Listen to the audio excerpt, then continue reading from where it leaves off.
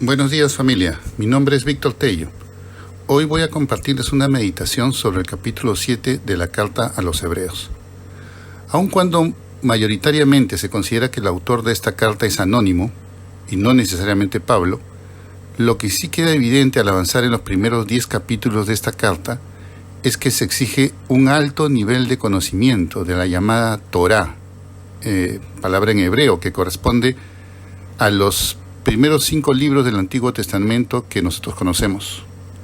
Y esto es así porque es necesario enlazar los conceptos de esa parte de la Biblia, el viejo pacto con Abraham, con el nuevo pacto que es el plan de salvación de Dios a través de nuestro Señor Jesucristo. Entonces, en esta carta necesitamos hacer un esfuerzo para que con la guía del Espíritu Santo nos pongamos en los zapatos, entre comillas, del destinatario principal de esta carta, que en ese entonces era el nuevo pueblo judío cristiano. Y lo primero que cabe destacar es que este nuevo pacto no podía ser sorpresa para ellos, ya que estaba profetizado en Jeremías 31:31, que dice: He aquí que vienen días, dice Jehová, en los cuales haré nuevo pacto con la casa de Israel y con la casa de Judá, no como el pacto que hice con sus padres, y continúa. Y esto es ratificado después por Jesús en Lucas 22:20. De igual manera, después que hubo cenado, tomó la copa diciendo: Esta copa es el nuevo pacto en mi sangre, que por vosotros se derrama. Hago esta introducción porque desde el primer capítulo el autor de Hebreos se enfoca en 2 conceptos principales. El primero es la figura del sumo sacerdote, frase que se repite 17 veces nada menos en esta carta.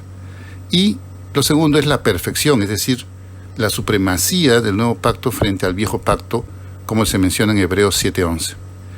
Ahora, en nuestra cultura local, la figura de sacerdote, independientemente de la religión que tengamos de referencia, se asocia con un guía espiritual, un pastor o un maestro que nos enseña o nos ayuda en el caminar cristiano.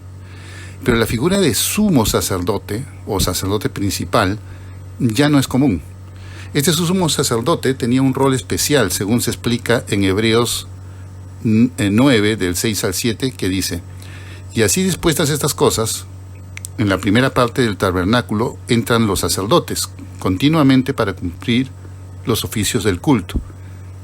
Versículo 7. Pero en la segunda parte, solo el sumo sacerdote, una vez al año, no sin sangre, la cual ofrece por sí mismo y por los pecados de ignorancia del pueblo. Entonces el autor de Hebreos se enfoca en demostrar que esta figura de sumo sacerdote no quedó de lado con el nuevo pacto, sino que por el contrario se ratificó en Jesucristo, como lo demuestra con la profecía que se menciona en Salmos 2:7, que dice: Yo publicaré el decreto, Jehová me ha dicho, mi hijo eres tú, yo te engendré hoy. Y luego se complementa con Salmos 110, versículo 4, que dice: Juró Jehová, y no se arrepentirá. Tú eres sacerdote para siempre, según el orden de Melquisedec. ¿Quién es Melquisedec? ¿Y qué relación tiene con Jesucristo? Es justamente lo que se explica en este capítulo 7 de Hebreos, que paso a resumir brevemente. Primero, Melquisedec es un personaje misterioso que se le aparece a Abraham en Génesis 14. Antes de que Dios hiciera su pacto con él y le cambiase al nombre de Abraham. Pero inmediatamente después de que él, Abraham, derrotase al rey de Elam, que hoy sería una provincia de Irán, con solo 318 hombres, y liberase a su sobrino Lot. Este personaje Melquisedec hubiera seguido siendo misterioso si justo no se hubiese escrito este capítulo 7, donde finalmente se analiza su significado.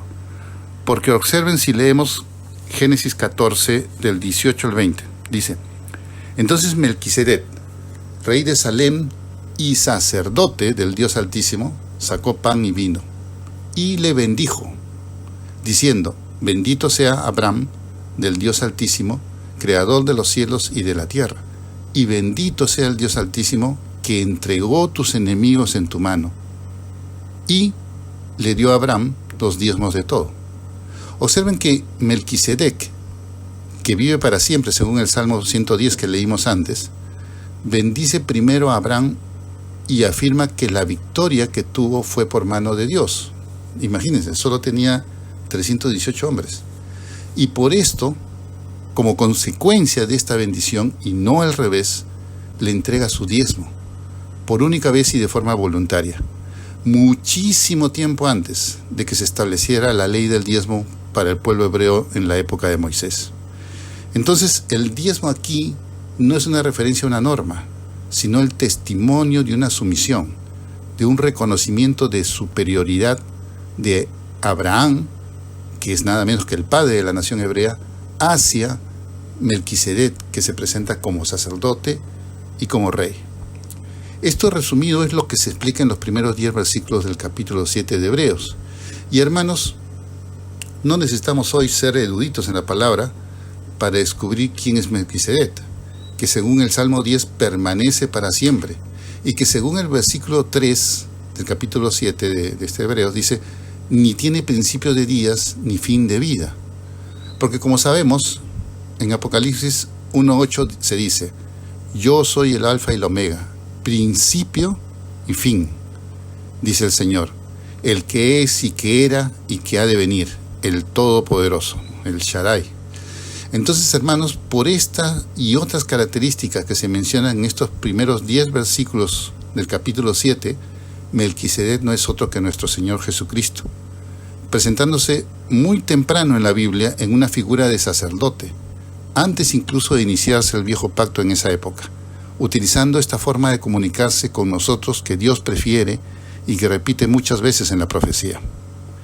A esta conclusión llega el autor de Hebreos en los versículos 11 y 12, que dice: si pues la perfección fuera por el sacerdocio levítico, porque bajo él recibió el pueblo la ley, ¿qué necesidad habría aún de que se levantase otro sacerdote, según el orden de Melquisedec, y que no fuese llamado según el orden de Aarón? Porque cambiado el sacerdocio, necesario es que haya también cambio de ley. Y también más adelante sigue, a partir del versículo 22. Por tanto, Jesús es hecho fiador, es decir, mediador, intercesor, de un mejor pacto. Versículo 24. Mas este, por cuanto permanece para siempre, tiene un sacerdocio inmutable, por lo cual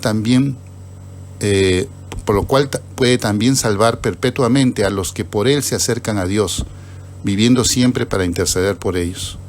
Porque tal sumo sacerdote nos convenía, santo, inocente, sin mancha, apartado de los pecadores y hecho más sublime que los cielos, que no tiene necesidad cada día, como aquellos sumos sacerdotes, de ofrecer primero sacrificios por sus propios pecados y luego por los del pueblo, porque esto lo hizo una vez para siempre, ofreciéndose a sí mismo.